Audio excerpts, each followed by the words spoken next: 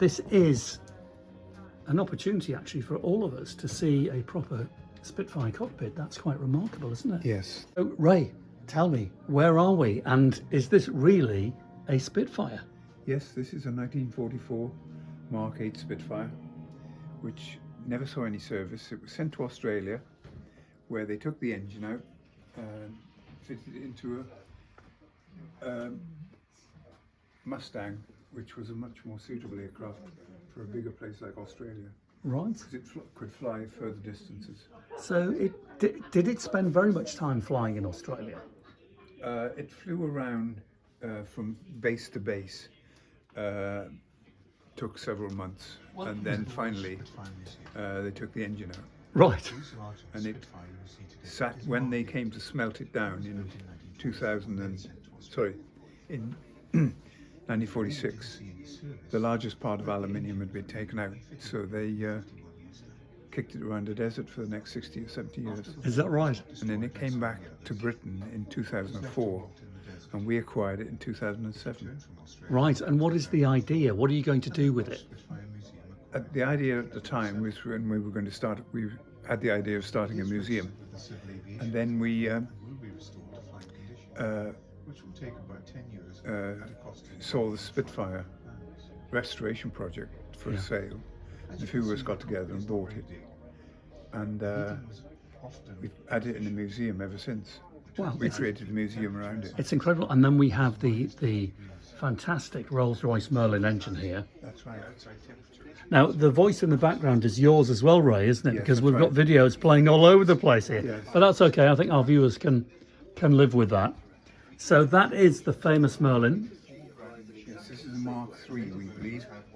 It's 27 litres, develops 1,000 horsepower. And this would have been the same engine that flew in the Spitfire. Yes. Yes. Spitfires only had two engines. The Merlin, which was the first one, In fact, we can just hear it there. and the Griffin, which came in later. The Griffin was much bigger. It was 37 litres and developed 2,000 horsepower. Okay, what else can we talk about in here? What else is particularly interesting, right? Well, these- can we talk about the cockpit? Sure. Yeah. And what about this video in the background? Well, the music is lovely. So, Ray, tell me about the cockpit. This is an opportunity actually for all of us to see a proper Spitfire cockpit. That's quite remarkable, isn't it? Yes, the control column is hinged at the top. So in actual fact, you can fly this aircraft and keep your knees almost together. And it gives you a quicker response. This is the gun sight. And the reason there's a dip in the seat is because the pilot sat on his parachute.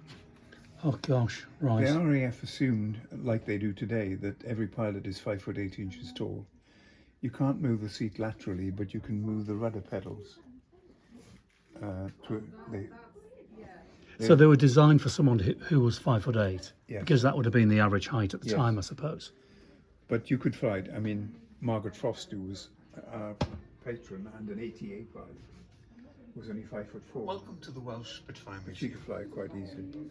In fact, they had people flying. Now, this is your voice in the background, so I'll just record that. And then sent to Australia. We believe it didn't see any service, and that the engine was removed and fitted in a P-51 Mustang. After the war, it was not destroyed like so many others, but it was left to rot in the desert. It returned from Australia in 2004, and the Welsh Spitfire Museum acquired it in 2007.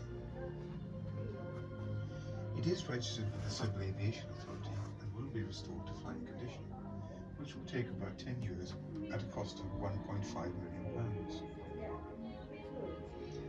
As you can see, the cockpit is not very big. The heating was often inefficient. At 20,000 feet, the temperature inside this cockpit is minus 20 degrees, and at 40,000, the outside temperature is approximately minus 50 degrees. The indent in the seat allowed the pilot to sit on his parachute. Early versions were armed with 4 Browning machine guns and later versions had one 20mm cannon and 2 machine guns in each wing. During World War II, they built 22,300 Spitfires, and there were 23 marks. It took 4,500 man-hours to build one, and it cost £7,000.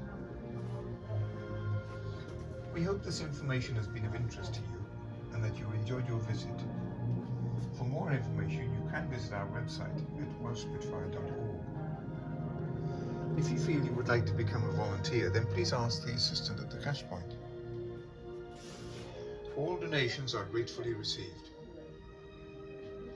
Finally, we say a thank you to all those brave men and women who played such an important role in our hour of need. Thank you. And thank you, Ray. Thank you.